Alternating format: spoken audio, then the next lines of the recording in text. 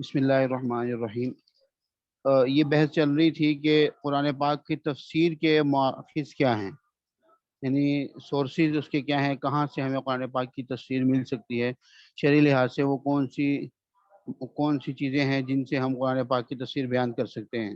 پہلا تو یہ تھا کہ خود قرآن پاک کی دوسرا حصہ پہلے حصے کی کیا کر دیتا ہے، وضاحت کر دیتا ہے، اور دوسرا ماخذ تھا احادیث، کہ رسول اللہ صلی اللہ علیہ وسلم کی جو احادیث ہیں وہ قرآن پاک کی جو ہے تفسیر بیان کرتی ہے۔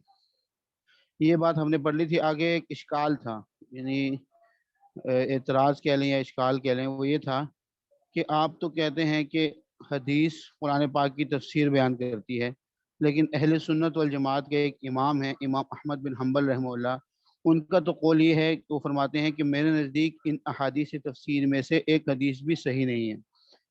اور دوسرا قول، یہی قول دوسری طرح سے بھی ملتا ہے کہ 3 کتابیں یا چیزیں ایسی ہیں جن کی کوئی اصل نہیں ہے۔ مغازی یعنی غزوات سے مراد آپ صلی اللہ علیہ وسلم کے جو جنگیں تھیں، اور ملاحم یعنی یہ بھی وہی لڑائیاں ہیں، اور تفسیر یعنی اس تفسیر جو کتابیں ہیں اس کی کوئی اصل نہیں ہے۔ تو ہم اس کا جواب دے رہے تھے۔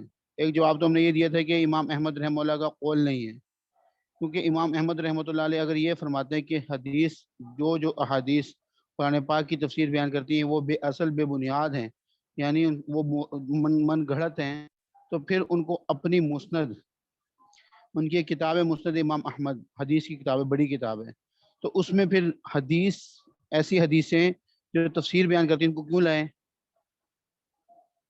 اگر ان کے قول کا یہاں پہ یہی مطلب ہو کہ یہ ٹھیک نہیں ہے تو پھر حدیثیں کیوں لے کے آئیں؟ عام آدمی اپنی زندگی میں اگر متضاد باتیں کرے، کبھی کچھ کہے کچھ کرے کچھ، یا کبھی کچھ کہے اور کبھی کچھ کہے، مختلف طرح کی باتیں کرے، تو ہم اس کو معتبر نہیں سمجھتے۔ تو یہ اہل سنت والجماعت کے ایک امام ہیں، فقہ حنبلی کے، وہ ہیں بڑے ہیں امام احمد بن حنبل رحمہ اللہ، ان کے بارے میں آپ کیسے کہہ سکتے ہیں کہ انہوں نے کہا تو یہ ہے کہ کوئی حدیث ہے ہی نہیں، اور پھر حدیثیں لائے بھی ہیں؟ تو جب لائے ہیں تو اس کا مطلب ہے کہ یا تو وہ ان کا قول ہی نہیں ہے، کسی نے غلط ان پہ باندھ دی ہے، یا اگر قول ہے بھی تو اس کا مطلب کوئی اور ہوگا۔ ٹھیک ہے، پہلی بات تو یہ ہے کہ امام احمد رحمہ اللہ کا قول معلوم نہیں ہوتا، کیونکہ خود امام احمد رحمہ اللہ نے اپنی مسند میں تفسیر سے متعلق بہت سی حدیثیں روایت کی ہیں۔ تو یہ کیسے باور کیا جا سکتا ہے کہ وہ اپنی مسند میں احادیث تفسیر بھی ذکر کریں اور خود ہی یہ حکم بھی لگائیں کہ تفسیر میں کوئی حدیث صحیح نہیں؟ بئی معنی یعنی صحیح نہ ہونے کا مطلب یہ لیا جائے کہ تمام تفسیری احادیث موضوع اور من گھڑت ہیں، یعنی اپنے آپ سے بنائی ہوئی ہیں۔ ایک بات تو اس کا یہ جواب ہے۔ دوسرا جواب یہ ہے کہ اگر ہم امام احمد رحمہ اللہ کے مذکورہ اقوال کو صحیح مان لیں اور ان کا یہی مطلب لیں کہ یہ سب باتیں جھوٹ اور بے اثر ہیں، تو لازم آئے گا کہ نہ صرف احادیث تفسیر بلکہ عربوں کے تمام حربی واقعات، یعنی جنگوں کے جتنے واقعات ہیں، اور مسلمانوں کے تمام غزوات، سب کے سب سرے سے جھوٹ ہوں۔ حالانکہ کوئی بھی صحیح العقل انسان ایسی بات نہیں کہہ سکتا۔ کوئی کہہ دے ذرا کہ غزوہ بدر نہیں ہوا تو کوئی مانے گا اس کو؟ کہے گا تم بے وقوف ہو، یہ کیسی بات کر رہے ہیں؟ ٹھیک ہے، تو اس کا مطلب ہے کہ یہ امام احمد کا قول ہے ہی نہیں۔ کوئی عام عقل مند آدمی اس کو نہیں تسلیم کرتا، تو وہ اتنے بڑے عالم اور اہل سنت والجماعت کے امام، ان کے بارے میں یہ بات کہنا ٹھیک نہیں ہے۔ اور اگر ہم ان کے یعنی ہم ان کو امام احمد رحمہ اللہ کے اقوال تسلیم کر لیں تو ضروری ہوگا کہ ان کے پھر وہ معنی سمجھے جائیں جو معقول ہوں، یعنی عقل میں بھی آتے ہوں۔ یعنی ایسے خلاف عقل اس کی توجیہ کریں گے تو پھر کوئی بھی نہیں مانے گا۔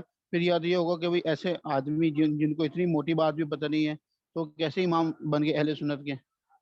پھر یہ بات ہے نا، تو ہمیں ایسے مطلب بیان کرنا ہوگا کہ اگر ان اقوال کو صحیح بھی سمجھ لیا جائے تب بھی اس کا مطلب صحیح ہو۔ اب اس کا ہم وہ مطلب بیان کرتے ہیں کہ اگر کوئی کہتے ہیں کہ نہیں یہ انہی کا قول ہے، تو اس کو ہم جو عام بات کرے گا ہم کہیں گے ان کا قول ہی نہیں ہے۔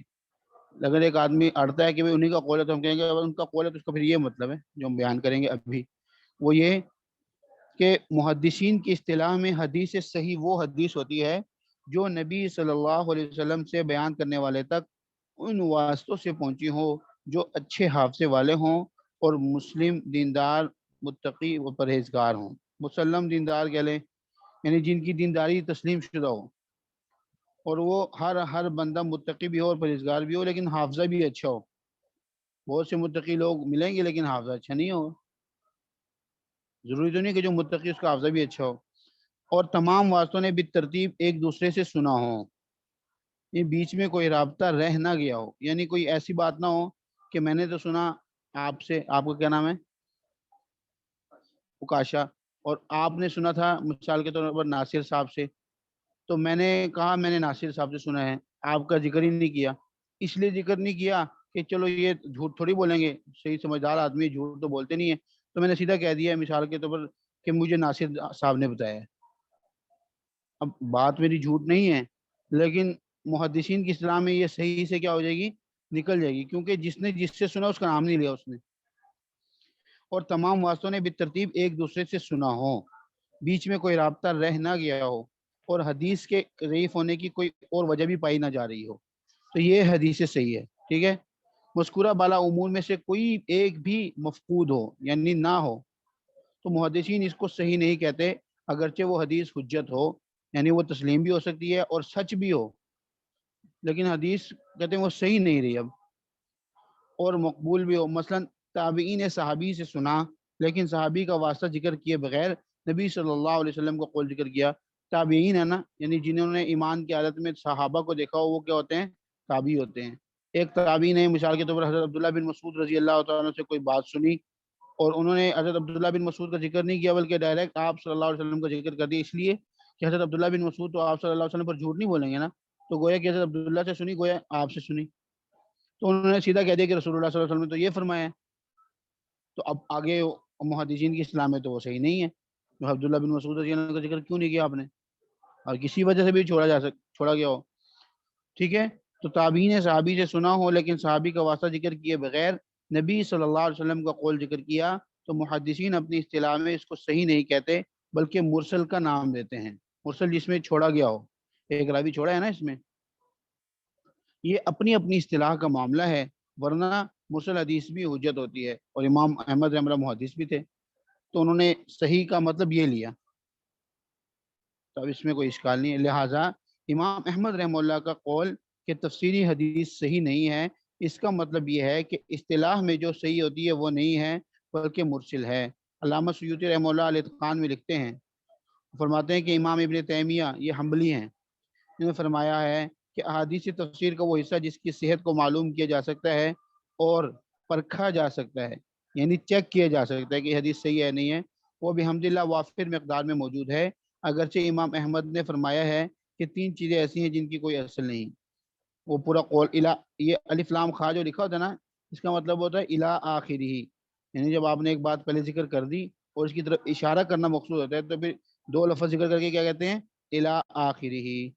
ٹھیک ہے. تو فرمایا کہ امام کا جو یہ قول ہے اس کی وجہ یہ ہے کہ تفسیر سے متعلق روایات بیشتر مرسل ہیں، یعنی اکثر میں سے کیا ہیں، مرسل ہیں. صحابی کا ذکر نہیں کیا انہوں نے، کہا بھائی آپ صلی اللہ علیہ وسلم سے سنا ہوگا، ظاہری بات ہے، اور تفسیر میں ویسے بھی جھوٹ بولنا ان صحابہ سے مشکل ہے، بہت بعید بات ہے، اور تفسیر میں اللہ تعالیٰ فرما رہے ہیں اس کے اوپر جھوٹ بولنے، تو یہ تو اس لیے انہوں نے بس نام ذکر کیے بغیر بھی کر دیا کبھی. 3 چیزوں یا 3 کتابوں والے قول کے بارے میں خطیب بغدادی رحمہ اللہ لکھتے ہیں کہ امام احمد رحمہ اللہ کا یہ قول ان 3 مضامین سے متعلق مستقل خاص کتابوں کی نفی پر محمول ہے، کہ ان مضامین سے متعلق امام احمد رحمہ اللہ کے نزدیک ان کی زندگی تک جو کتابیں لکھی گئی ہیں تو انہوں نے ان کی نفی کی ہے کہ بھئی یہ ان متعلق جو ابھی تک کتابیں آئی نہیں، ان میں کوئی بھی سیکھ نہیں ہے، انہوں نے یہ کہا. جیسے کہ حدیث تفسیر سے متعلق قلبی اور مقاتل بن سلیمان کی کتابیں مشہور ہو گئی تھیں، اس وقت یہ کتابیں تھیں، تو انہوں نے کہا کہ یہ دونوں کتابیں ایسی ہیں کہ جن کی کوئی حیثیت نہیں ہے، اصل نہیں. چنانچہ امام احمد نے قلبی کی کتاب تفسیر کے متعلق تو خاص طور پر کہا ہے کہ یہ کتاب اول سے آخر تک جھوٹ کی پوٹ ہے، اس کا پڑھنا بھی جائز نہیں. سمجھ آ گئی. تو انہوں نے کیا ایک اور مطلب کیا ہے کہ اس وقت تک ان کی زندگی تک جو کتابیں لکھی گئی تھی ان کی نفی کی ہے. غرض مراد یہ ہے کہ ان تینوں علوم میں ان کے زمانے تک مستقل اور علیحدہ قابل اعتبار کوئی کتاب کوئی نہیں ہے. یہ مطلب نہیں ہے کہ امام احمد رحمہ اللہ کی مسند سمیت تمام کتب حدیث میں تفسیر، مغازی اور ملاحم سے متعلق جو حدیث مذکور ہیں وہ بھی اصل ہیں. یہ کہہ ہی نہیں سکتے، وہ اتنے بڑے امام ہیں، یہ بات کیسے کہہ سکتے ہیں.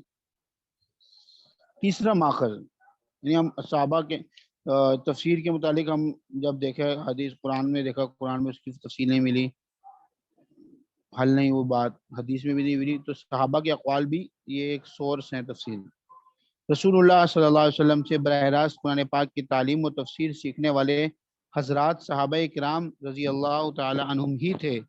ان میں سے بعض نے اپنی پوری زندگیاں اسی کام کے لیے وقف کی ہوئی تھی کہ رسول اللہ صلی اللہ علیہ وسلم سے قرآن پاک کو علماً و عملاً سیکھیں، یعنی اس کی جو باتیں جاننے سے متعلق ہے وہ اس کو بھی سیکھیں، اور جو باتیں عمل کرنے سے متعلق ہیں اس کو بھی کیا کریں، سیکھیں۔ یہ حضرات اہل زبان بھی تھے، یعنی عربی تھے نا، اور نزول قرآن کے ماحول سے پوری طرح باخبر بھی تھے، لیکن اس کے باوجود ان کو قرآن سیکھنے کی ضرورت ہوئی۔ امام ابو عبد الرحمن سلمی مشہور تابعی کہتے ہیں کہ صحابہ میں سے جو حضرات قرآن کریم کی تعلیم دیا کرتے تھے، مثلاً حضرت عثمان اور حضرت عبداللہ بن مسعود رضی اللہ تعالیٰ عنہما وغیرہ، انہوں نے ہمیں بتایا کہ وہ جب آپ صلی اللہ علیہ وسلم سے 10 آیتیں سیکھتے تو اس سے آگے اس وقت تک نہیں بڑھتے تھے جب تک کہ ان آیتوں کی تمام فکری و عملی باتوں کا علم حاصل نہ کر لیں۔ اسی لیے مسند احمد میں ہے کہ حضرت انس رضی اللہ تعالیٰ عنہ فرماتے ہیں کہ کان الرجل اذا قرأ البقرۃ وآل عمران جد فی اعیننا، کہ جب کوئی شخص سورہ بقرہ اور سورہ آل عمران پڑھ لیتا تو ہماری نگاہوں میں وہ بہت قابل احترام ہو جاتا تھا، ورنہ ترجمہ سمجھنا تو ان کے لیے کوئی کام ہی نہیں تھا، ترجمہ تو ان کی اپنی زبان تھی۔ کیا سیکھنا تھا کہ اس کے متعلق جتنی بھی تفسیر ہے وہ آپ صلی اللہ علیہ وسلم سے، معلم اول سے بتاتے خود سیکھنا۔ اور موطا امام مالک رحمہ اللہ میں روایت ہے کہ اقام ابن عمر علی حفظ البقرۃ 8 سنین، کہ حضرت عبداللہ بن عمر رضی اللہ عنہ نے سورہ بقرہ یاد کرنے میں 8 سال لگائے۔ 8 سال میں یہاں پہ پورا درس نامی کورس ہوتا ہے، عربی بھی نہیں آتی، کوئی پٹھان ہوتے ہیں، کوئی پنجاب دوسری زبانوں والے ہوتے ہیں، لیکن اس کے باوجود وہ سیکھتے ہیں۔ تو ان کو عربی پہلے سے آتی تھی، اور صرف کیا سیکھا، یہ چھوٹی بات نہیں ہے، پھر بھی بہت بڑی بات ہے، مطلب یہ کہ اس کی پوری تفصیل سمیت سیکھا نا، 8 سال لگے۔ یہ 8 سال محض الفاظ یاد کرنے میں نہیں لگے، کیونکہ ان کا حافظہ کمزور نہیں تھا۔ اس وقت کے تو حافظوں کا یہ حال تھا کہ اپنے گھوڑوں کے نسب یاد ہوتے تھے لوگوں کو، اور قرآن تو آج کل کے کمزور والے حافظے والے لوگوں کو بھی یاد ہوتا ہے، تو حافظے کی بات ہی نہیں تھی، بلکہ الفاظ کو یاد کرنے کے ساتھ ساتھ سورت کی تفسیر اور جملہ متعلقات کا علم حاصل کرنے میں اتنی مدت لگی، یعنی جملہ سے مراد تمام۔ حضرت عبداللہ بن مسعود رضی اللہ عنہ فرماتے ہیں کہ اس ذات کی قسم جس کے سوا کوئی معبود نہیں، کتاب اللہ کی کوئی آیت ایسی نازل نہیں ہوئی جس کے بارے میں مجھے یہ معلوم نہ ہو کہ وہ کس کے بارے میں اور کہاں نازل ہوئی، اور اگر مجھے کسی ایسے شخص کا پتہ چلے جو کتاب اللہ کے بارے میں مجھ سے زیادہ جانتا ہو اور سواریاں اس کے پاس پہنچا سکتی ہوں، یعنی اتنے اسباب ہوں، سواری اگر کوئی سواری پہ جائے تو بندہ پہنچ جائے، تو میں اس کے پاس ضرور جاؤں، تو کوئی بات رہ نہ جائے مجھ سے حدیث قرآن پاک کی تفسیر میں۔ چوتھا ماخذ تابعین کے اقوال، صحابہ کے اقوال تو گئے، تابعین کے اقوال۔ حافظ ابن کثیر رحمہ اللہ کا کہنا ہے کہ تابعی اگر کوئی تفسیر کسی صحابی سے نقل کر رہا ہو تو اس کا حکم وہی ہے جو صحابہ کرام کی تفسیر کا ہے، کیونکہ وہ صحابہ کی بات ذکر کرنا، صحابہ کی بات جب مقبول ہے تو وہ اپنی بات تھوڑی کر رہے، صحابہ کی کر رہا رضی اللہ عنہ۔ اور اگر خود اپنا قول بیان کرے تو یہ دیکھا جائے گا کہ دوسرے کسی تابعی کا قول اس کے خلاف ہے یا نہیں۔ اگر کوئی قول اس کے خلاف موجود ہو تو اس وقت تابعی کا قول حجت نہیں ہوگا، بلکہ اس آیت کی تفسیر کے لیے قرآن کریم، لغت عرب، احادیث نبویہ، آثار صحابہ اور دوسرے دلائل شریعہ پر غور کر کے کوئی فیصلہ کیا جائے گا۔ اور اگر تابعین کے درمیان کوئی اختلاف نہ ہو، سب کہہ رہے ہیں ٹھیک یہی مطلب ہے، تو اس صورت میں بلا شبہ ان کی تفسیر حجت اور واجب الاتباع ہوگی، یعنی ان کی بات ماننا کیا ہوگا، ضروری ہوگا۔ طریقہ تفسیر، علامہ جلال الدین سیوطی رحمہ اللہ اپنی کتاب الاتقان فی علوم القرآن میں لکھتے ہیں، اس کا ترجمہ ہے صفحے کے آخر میں، کہ جو کوئی قرآن پاک کی تفسیر کرنا چاہے وہ اولاً اس کی تفسیر کو خود قرآن پاک ہی میں تلاش کرے، کیونکہ بعض اوقات ایک مقام میں ایک بات کو اجمال سے ذکر کیا جاتا ہے جبکہ قرآن پاک ہی کے کسی دوسرے مقام میں اس کی تفصیل و تفصیل ذکر ہوتی ہے، اور ایک جگہ میں اختصار ہوتا ہے، جبکہ دوسری جگہ میں اسی بات کو بسط کے ساتھ ذکر کیا ہوتا ہے۔ علامہ ابن جوزی رحمہ اللہ نے ایسی کتاب کی تالیف کی ہے جس میں ان موضوعات کو جمع کیا جو قرآن کے ایک مقام میں اجمال کے ساتھ ذکر کیے گئے ہیں اور دوسرے مقام میں ان کی تفسیر بیان کی گئی ہے، یہ بھی الگ کر دیے گئے ہیں۔ اگر کسی آیت کی تفسیر قرآن پاک میں نہ ملے تو پھر اس کی تلاش سنت میں کریں، کیونکہ سنت قرآن پاک کی شارح ہے، تشریح کرتی ہے اور اس کی وضاحت کرنے والی ہے۔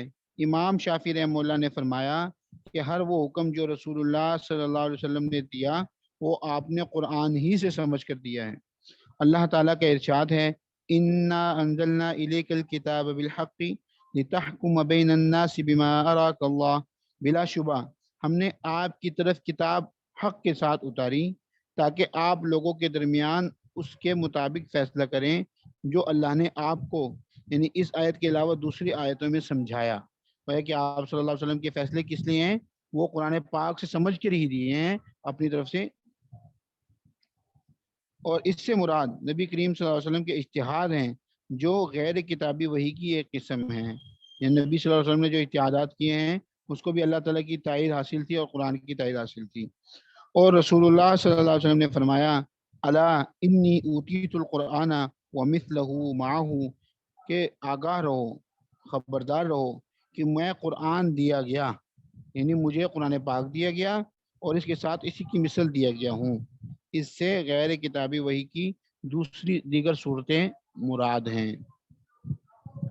اگر پہلے کیا کریں، قرآن کی تفسیر کو کس میں دیکھیں، قرآن میں دیکھیں، نہ ملے تو پھر کیا کریں، حدیث میں دیکھیں۔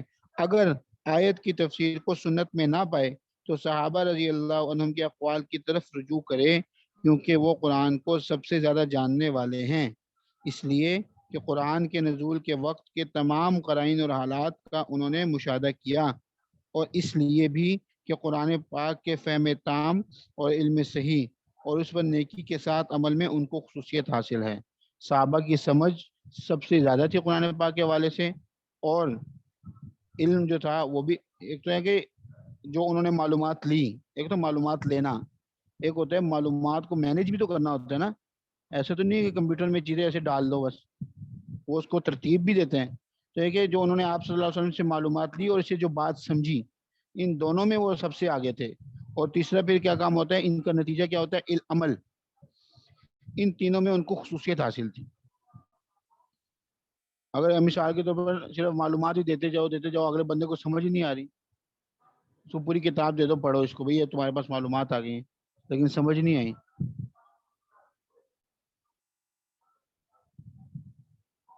کہ جب کسی آیت کی تفسیر میں صحابہ کے اقوال میں تعارض معلوم ہو تو اگر ان سب کو ایک مشترک معنی میں جمع کیا جا سکتا ہو تو ایسا ہی کریں گے، یعنی کہ صحابہ کے اقوال مختلف ہیں لیکن حقیقت میں دیکھا جائے تو مطلب ایک ہی بنتا ہے سب کا، الفاظ الگ ہیں، معنی ایک ہی ہے۔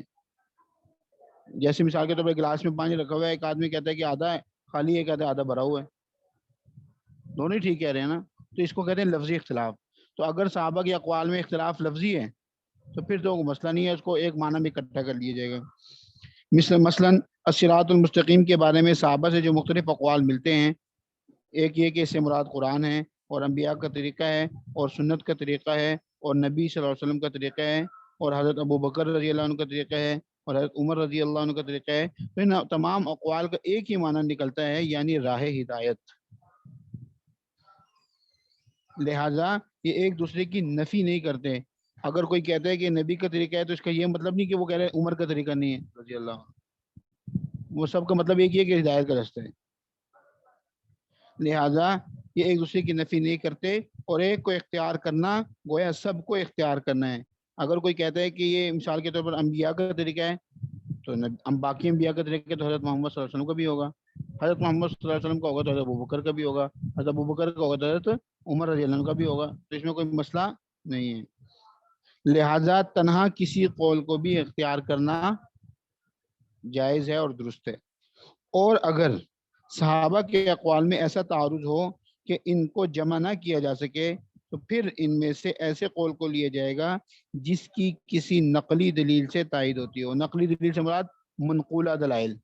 ایک ہوتے عقلی دلیل، ایک ہوتا نقلی دلیل. عقلی دلیل تو وہ ہوتا ہے نا کہ جیسے ہم اپنے اس کو کامن سینس سے اس کو پرکھا جائے، اور نقلی دلیل ہوتی ہے کہ احادیث اور قرآن پاک کی دیگر آیات، یہ نقلی دلائل ہیں. ٹھیک ہے، تو اگر کوئی دوسری حدیث سے ایک معنی واضح ہو رہا ہو تو ہم اسی کے اندر اس کو لے آئیں گے.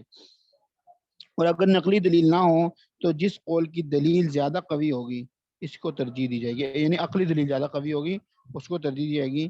جیسا کہ حروف مقاطعات کے بارے میں صحابہ کرام رضی اللہ عنہ کے یہ چند قول ملتے ہیں. حضرت ابو بکر حروف مقاطعات پتہ کیا ہوتے ہیں؟ یعنی قرآن پاک کی کچھ صورتوں کے شروع میں جو کٹ کٹ کے حروف، قطع کہتے ہیں کاٹنے کو، جس کو ہم کاٹ کاٹ کے پڑھتے ہیں نا، الف لام میم، یعنی کاٹ کے پڑھ رہے ہیں نا. اگر اکٹھے پڑھیں تو علم پڑھ لیں، لیکن ہم کیا پڑھتے ہیں؟ الف الگ کاٹ کے، لام الگ کاٹ کے، اور میم الگ کاٹ کے. تو ان کو کہتے ہیں حروف مقطعات. اس کے بارے میں صحابہ کے اقوال ہیں. ٹھیک ہے، حضرت ابو بکر رضی اللہ عنہ فرماتے ہیں کہ اللہ تعالیٰ کی ہر کتاب میں اس کا کوئی سر اور راز ہوتا ہے، سر، سیکرٹ. اور قرآن میں اللہ کا سر یعنی اللہ کا سیکرٹ سورتوں کے اوائل یعنی حروف مقطعات میں ہے.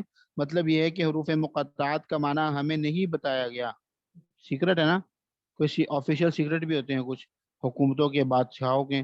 تو اللہ تعالیٰ بھی ایسے احکم الحاکمین ہیں، شہنشاہ ہیں، تو ان کی بھی اس دنیا کے حوالے سے اپنے نبیوں کے ساتھ کوئی ٹاپ آفیشیل سیکرٹ ہوں گے. ٹھیک ہے، تو ہمیں اس کے پیچھے نہیں پڑنا چاہیے. لہٰذا یہ متشابہات میں شامل ہیں، یعنی جس کا مطلب ہمیں بتایا نہیں گیا، ہم یہ کہتے ہیں کہ جو بھی مراد ہے وہ حق ہے. دیگر بعض حضرات ان کو متشابہات میں شمار نہیں کرتے اور ان کا یہ معنی بتلاتے ہیں. مثال کے طور پر حضرت علی رضی اللہ عنہ فرماتے ہیں کہ اللہ تعالیٰ کے ٹوٹے ہوئے نام ہیں، یعنی اللہ کے نام ہیں لیکن توڑ توڑ کے ذکر کر دیے. اگر لوگ ان ناموں کی تالیف اور ترکیب کو جان لیں تو اللہ کا وہ نام جان لیں گے جس کے ذریعے دعا قبول ہوتی ہے. یعنی ان کو ملا کے کوئی ایسا نام نکلے گا جو اسم اعظم ہے، اور اسم اعظم کے ساتھ جو دعا کی جاتی ہے وہ قبول ہو جاتی ہے. اور عبداللہ بن عباس رضی اللہ عنہ سے الف لام را اور حامیم اور نون کے بارے میں پوچھا گیا تو فرمایا کہ یہ اللہ تعالیٰ کے نام رحمان کے حروف تہجی ہیں. الرحمن. ٹھیک ہے، بعض نے یہ فرمایا. حضرت عبداللہ بن عباس رضی اللہ عنہ سے یہ بھی منقول ہے کہ اور قسموں کی طرح اللہ تعالیٰ نے ان حروف کی قسمیں کھائی ہیں. اللہ تعالیٰ قرآن پاک میں کبھی وہ تور پہاڑ کی قسم کھا رہے ہیں، کبھی وہ شمس و ضحاہا، کبھی سورج کی قسم کھا رہے ہیں، کبھی وہ تین و زیتون، کبھی انجیر اور زیتون کی قسم کھا رہے ہیں. تو جیسے اللہ تعالیٰ نے ان چیزوں کی قسم کھائی ہے تو اللہ حروف کی قسم کھا رہے ہیں. ایک مطلب یہ بھی ہے. پہلا کیا تھا کہ ہمیں نہیں پتہ، جو بھی مراد ہے وہ اللہ تعالیٰ کو ہی معلوم ہے. اور علامہ سیوطی رحمہ اللہ اپنی رائے دیتے ہیں کہ ان چاروں اقوال میں سے آخری قول یعنی یہ کہ ان حروف کی قسم کھائی گئی ہے دلیل کے اعتبار سے زیادہ قوی ہے. اور اگر مراد کو معلوم کرنے کے دلائل میں بھی تعارض ہو تو اب سمجھیں گے کہ تفسیر کرنے والے پر مراد مشتبہ ہو گئی. لہٰذا اس لفظ قرآنی سے جو اللہ تعالیٰ کی مراد ہے اس پر تو ایمان رکھے گا، البتہ اس مراد کی تعیین میں زبردستی نہ کریں، یعنی خواہ مخواہ بیچ میں ٹانگ نہ اڑائے کہ یہ مطلب ہے. بھائی جب نہیں پتا تو کوئی بات نہیں، مطلوب بھی نہیں ہے، عمل بھی اس پہ کوئی موقوف نہیں ہے کہ اگر یہ مطلب پتہ چلے گا تو ہماری نجات اس پہ موقوف ہے، ایسی بات تو نہیں ہے. چھوڑ دیں اس کو. اور اس لفظ کو تفصیل حاصل ہونے تک مجمل اور بیان حاصل ہونے تک متشابہ سمجھے. اگر کوئی تفسیر آگے اب تو کچھ آ نہیں سکتا، آپ صلی اللہ علیہ وسلم تو وفات پا چکے ہیں اور کوئی وہی تو آ نہیں سکتی، لہٰذا اب ہم یہ کہیں گے کہ متشابہات میں سے ہے. ہمارے لیے یہ ہے کہ اس کا جو مطلب ہے وہ حق ہے، جو بھی ہے بس ہمیں معلوم نہیں. چلو کل پھر تفسیر کا سبق ہوگا. کوئی سوال تو نہیں ہے؟